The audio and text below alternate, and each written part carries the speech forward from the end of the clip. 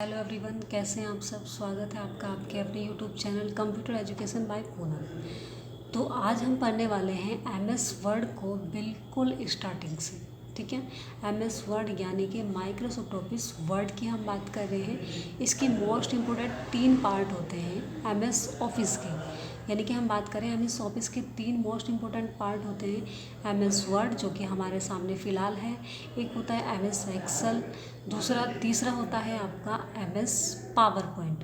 तो तीनों ही हमारे लिए मोस्ट इम्पोर्टेंट होते हैं और तीनों ही अलग अलग कार्य के लिए यूज किए जाते हैं। अगर हम बात करें एमएस वर्ड की, तो एमएस वर्ड यूज किया जाता है आपको ऑफिस से रिलेटेड पूरा कंप्लीट वर्क करने के लिए। एंड अगर हम बात करें एमएस एक्सेल की, तो वो पूरा आपका कैलकुलेशन से रिलेटेड वर्क होता है, मैथमेटिक वर्क कंप्लीट करने के लिए, कैलकुलेशन से रिलेटेड वर्क कंप्लीट करने के लिए। और जो आपका पावर पॉइंट होता है वो आपकी प्रेजेंटेशन बनाने के काम आता है। कोई प्रोजेक्ट तैयार करना है तो कंप्लीट बिजनेस से रिलेटेड प्रोजेक्ट आप जब तैयार करते कुछ चीज़ें बनाते हैं, यानी कि आपको कोई प्रेजेंटेशन तैयार करना होता है, तो हम किस में यूज करते हैं उसको, पावर पॉइंट के अकॉर्डिंग काम करते हैं। अभी हम बात कर रहे हैं एमएस वर्ड की, तो सबसे पहले एमएस वर्ड से रिलेटेड कुछ पॉइंट्स क्लियर होने हमारे पास ज़रूरी है।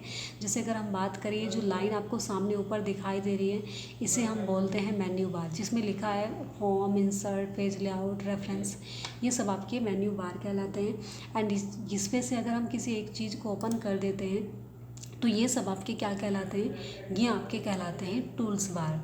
ठीक है, नेक्स्ट उसके बाद अगर हम बात करिए, जो लाइन आपको दिखाई दे रही है 1 2 3 ऐसे लिखा है, ये पॉइंट्स आपको क्लियर बता रहा है। एक दायरा है बना हुआ है यहाँ से और यहाँ तक, जो आपको बताता है कि आपको पेज में कितने दायरे से कितने दायरे में लिखना होता है। ये क्या कहलाता है, आपका रूलर बार कहलाता है। और ये एक रूलर बार इस साइड में भी है आपका, इसे हॉरिजॉन्टल रूलर बार कहते हैं और इसे वर्टिकल रूलर बार कहते हैं। तो ये चीज़ें समझने ज़रूरी है। नेक्स्ट इसके नीचे आपके पास एक लाइन दिखाई दे रही है, ये जो लाइन होती है आपको, इसे स्टेटस बार कहा जाता है, इस लाइन को। एंड इसके नीचे अगर हम बात करें, यहाँ पर ये जूम स्लाइडर आपका कहलाता है, जो जूम को आपको छोटा या बड़ा करने के काम आता है।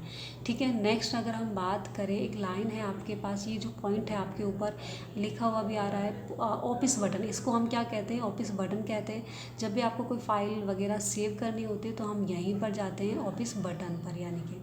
ठीक है, तो नेक्स्ट अब हम बात कर लेते हैं यहाँ पर कंप्लीट वर्क करने की। तो देखिए, अगर हम बात करें, यहाँ पर हम कोई वर्क कर रहे हैं, जैसे मुझे एक वर्ड सेलेक्ट करना है, तो यहाँ से मैं डबल क्लिक करूँ, एक वर्ड सेलेक्ट हो जाएगा।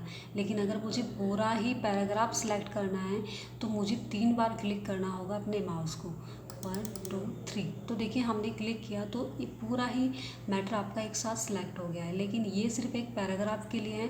नॉर्मली अगर आपको कंप्लीट मैटर सेलेक्ट करना है तो Ctrl+A से आपको कंप्लीट मैटर सेलेक्ट करना होगा।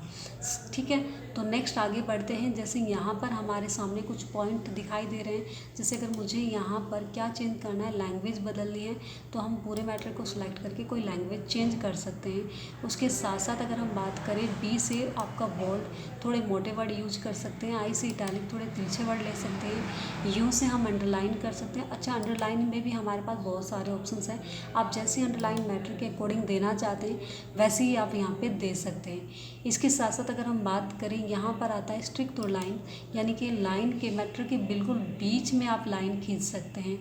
ठीक है, उसके बाद अगर हम बात करें, हमारे पास 2 ऑप्शन आते हैं, सबस्क्रिप्ट एंड दूसरा आता है आपका सबस्क्रिप्ट। अगर हम बात करें कि जैसे मैंने कोई वर्ड लिखा है, जैसे मैंने लिखा है क्लास 12, ये जो TH है, इस TH को मुझे क्या करना है, मुझे यहाँ पर इसे या तो नीचे की साइड कन्वर्ट करना है, या फिर अगर मैं बात करूँ, इसे मुझे ऊपर की साइड कन्वर्ट करना है। तो आपने इसे सिलेक्ट किया और जैसे ही आप यहाँ पर क्लिक करते हैं, ये देखिए ऑप्शंस हमारे पास। अगर इसको मैं ऐसे क्लिक करूँ, जिसे ये क्या है आपका सबस्क्रिप्ट, जो कि नीचे की साइड कन्वर्ट करेगा, और यहाँ से सबस्क्रिप्ट जो कि ऊपर की साइड, यानी कि जैसे पावर की तरह लग जाता है। तो 12 नॉर्मली ऐसे लिखा जाता है, तो इस तरीके से आप इसको देख सकते हैं। तो ये कुछ चीज़ें हैं आपके पास क्लियर करनी, बाकी चीज़ें मुझे लगता है आप धीरे धीरे कर लेंगे। लेकिन मेरे पास जो बताने वाली बातें हैं वो सब क्या है कि अगर मुझे इस पूरे मैटर को एक साथ सेलेक्ट करना है तो Ctrl+A से आप सेलेक्ट कर सकते हैं, Ctrl+A से मैटर सेलेक्ट हो जाएगा। लेकिन अगर मुझे इसे कॉपी करना है तो Ctrl+ सी से हम कॉपी कर सकते हैं एंड पेस्ट करने के लिए Ctrl+V का इस्तेमाल कर सकते हैं। तो देखिए Ctrl+V से आप जितना चाहें उतना मैटर को कॉपी कर सकते हैं। लेकिन अगर कॉपी किया हुआ मैटर आप वापस हटाना चाहते हैं, जितना नॉर्मली मैटर है आपका उतना ही रखना चाहें तो Ctrl+Z वापस आप क्लिक कर सकते हैं। तो आप देखेंगे यहाँ पर आपका उतना ही मैटर कंप्लीट आता चला जाएगा जितना कि आपके पास स्टार्टिंग पे रखा हुआ था। तो इस तरह से हम इसको वापस रख सकते हैं। नेक्स्ट अगर हम बात करें यहाँ पर किसी वर्ड को फाइंड करने की, ढूंढने की, तो Ctrl+F से आप क्या कर सकते हैं, फाइंड कर सकते हैं। तो देखिए कोई भी वर्ड अगर मुझे यहाँ से कोई फाइंड करना है जो कि रिपीटेड वर्ड आ रहा है, जैसे दा, बहुत जगह दा लिखा हुआ है, तो हम क्या करेंगे, उसको रिपीटेड वर्ड देख सकते हैं यहाँ पे। तो फाइंड नेक्स्ट पे हम क्लिक करेंगे, आपको देखेंगे कि आपका कर्सर वहीं जा रहा है जहाँ पर वो वर्ड लिखा हुआ आ रहा है। तो इस तरीके से आप वर्ड देख सकते हैं। तो word has finish searching the document, इसको सर्च कर चुका है, ये आपको लिखा हुआ मिल जाएगा। फिर इसके साथ साथ अगर मुझे कोई वर्ड यहाँ से रिप्लेस करना है तो बदलना है तो Ctrl+H से हम रिप्लेस कर सकते हैं। हम उस वर्ड को यहाँ से बदल भी सकते हैं। तो इसको बदलने के लिए हम क्या करेंगे, यानी कि फाइंड वर्ड के सामने आप उस वर्ड को लिखेंगे जिसे आप बदलना चाहते हैं। जैसे मैंने कहा दा को हम चेंज करना चाहते हैं तो हमने वहाँ पे दा लिखा और रिप्लेस विद के सामने एक नया वर्ड जो उसके बदले आप रखना चाहते हैं। जैसे मैंने कहा दा के बदले हम एन का यूज करना चाहते हैं, तो आप क्या करेंगे, रिप्लेस ऑल क्लिक कर देंगे एंड ओके कर देंगे। तो आप देखेंगे हर जगह आपके मैटर के अंदर जहाँ पर भी आपके पास क्या लिखा था, जहाँ पे आपके पास दा लिखा हुआ था वहाँ पे एन आपको दिखाई देगा। तो इस तरीके से देखिए हर जगह हमने इसको चेंज कर लिया। इस तरीके से हम रिप्लेस कर सकते हैं एंड फाइंड कर सकते हैं। तो ये सब चीज़ें हमने सीखा। नेक्स्ट अगर हम बात करें, हम यहाँ से कॉपी पेस्ट हमने करके देखा। अगर पूरे मैटर आपको कट करना है तो Ctrl+A से आप सिलेक्ट करें एंड इसको कट करने के लिए आपको Ctrl+X का यूज करना होता है। लेकिन अगर मैटर गलती से कट हो जाए और आप उसे वापस लेके आना चाहें तो उसके लिए आपको Ctrl+Z का इस्तेमाल करना होता है ताकि आपका पूरा मैटर वापस आ सके। इस तरह से आप अपने मैटर को वापस ला सकते हैं। तो नेक्स्ट अगर मैटर को सेव करने की बात करें तो Ctrl+S से आप मैटर को सेव कर सकते हैं। यहाँ अपनी फ़ाइल का नेम दे सकते हैं, ठीक है। जैसे मैंने यहाँ पे दिया है कोई नेम, जैसे राम, और एंटर बटन प्रेस करने के बाद आप देखेंगे आपकी फ़ाइल का नेम वहाँ पर सेव हो जाएगा, ठीक है। तो अगर मुझे यहाँ से एक नई फ़ाइल बनानी है तो Ctrl+N से आप कोई नई फ़ाइल ले सकते हैं और वहाँ पर काम कर सकते हैं। लेकिन अगर मुझे उसी फ़ाइल को ओपन करके देखना है जिस फ़ाइल को मैंने बनाया था तो Ctrl+O से आप उस फ़ाइल को लेके आ सकते हैं। वहाँ पर नाम को सर्च करेंगे एंड ओपन क्लिक कर देंगे तो आप देखेंगे वो फ़ाइल आसानी से आपके सामने आ जाएगी। तो इस तरीके से हम अपनी फ़ाइल को वापस भी ला सकते हैं, ओपन कर सकते हैं।